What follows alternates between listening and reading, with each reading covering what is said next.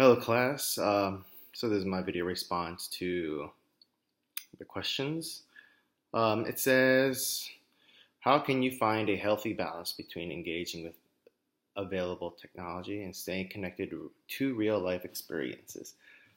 Um, uh, I'm lucky to be born in the 80s and having, as a young child growing up, 90s, to early 2000s.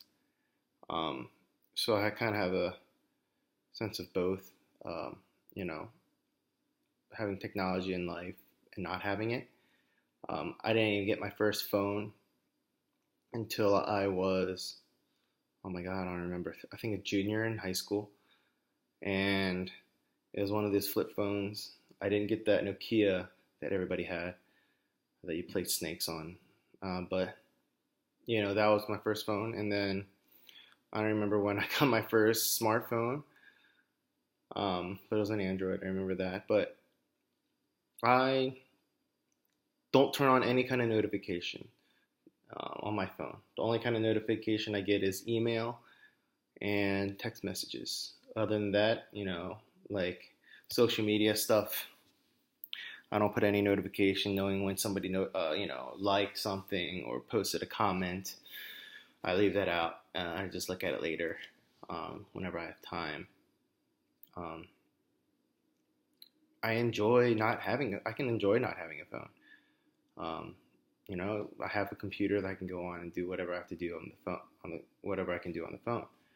Um, so I, I just, it's hard to say to find a healthy balance, but I just keep all that like notifications off, and I think that helps me a lot because if I saw notifications and something would be ringing every minute or so, I'll be on my phone a lot. So I just do that, and then luckily having my baby son, that's been helping me not go on like the internet and such and just watching him. And all I need to do is just look at him, and the time just goes by. Um, how does your values and ethics impact the way you engage online? Um, how I view things in life and how people see me. I try to show that, um, even on social media. So I don't post anything that's inappropriate because I'm not that kind of person anyway. Um, I try to be on top of things and what people like, what kids look at, so I know what they're knowing, so I can be on the same level and not just be out of it and be confused with them. Um, so when I use any kind of online things, um, it's just you could say very PG-13, I guess. I don't really, I don't really do much. The only thing I do is post pictures of my son, outside weather, um, just updates of life, food. But I don't really do that anymore. But yeah, what boundaries or limits do you put on your social media usage?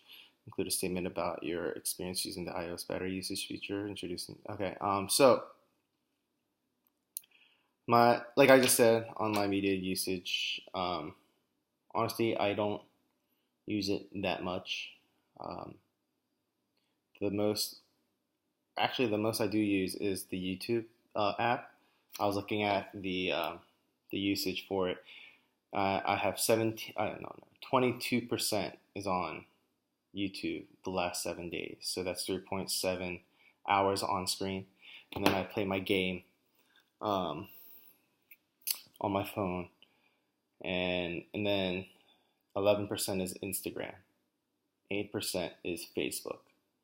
So in a way, I guess I do spend a lot on social media. But it doesn't seem like I do. But when I'm definitely at work, I don't check anything. Um, and so um,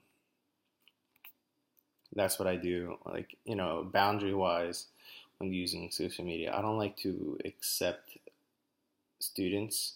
At first, I thought it was okay, because I'm not gonna do anything wrong or bad or put anything inappropriate online. But then I was kind of thinking about it. I was like, just having that interaction with students, some people, there's always something that might happen. So, I changed my setting like on Instagram, um, private, blocked everybody that were students. And I tell them, they find me and they're like, accept my request. I'm like, I'm not going to. So, um, what advice would you give your students or athletes as to know how they can use technology and social media appropriately? I thought it was very interesting from that ESPN article. Um, but what I would say to my students, don't post anything that you would regret. Don't post or retweet something because everybody else is, and you're like, oh, gotta be like on top of things like everybody else. What's the point? You're reading it, you understand it.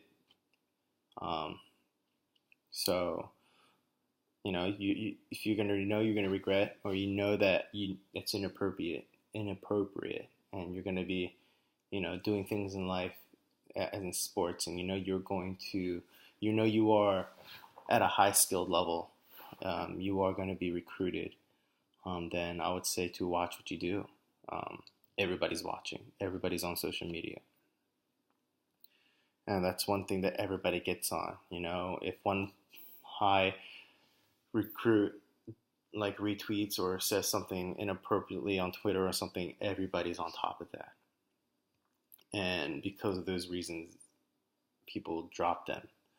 And so it's very important to watch what we do, watch what they say, and as a teacher, and for them to always, tell them what's up, just because your feelings, you should write what your feelings, you should still watch what you say, because anybody, like they said in the article, there are people that will not like you because you're recruited to a rival school, so they'll do whatever it takes to edit to make you look bad or say something negative to you. So, all in all, I would say don't use it, even though this day and age, this generation of high schoolers, that's all they do. Um, but I like that video. I think it was on that ESPN. They're saying about social media, and there was one kid that said that he doesn't use it at all, and it's only because his mom said no. I would like to be like that. Hopefully, when my son gets older, I'll be like, no, you're not using it. So, thank you for listening to my video. I'd like to hear your responses.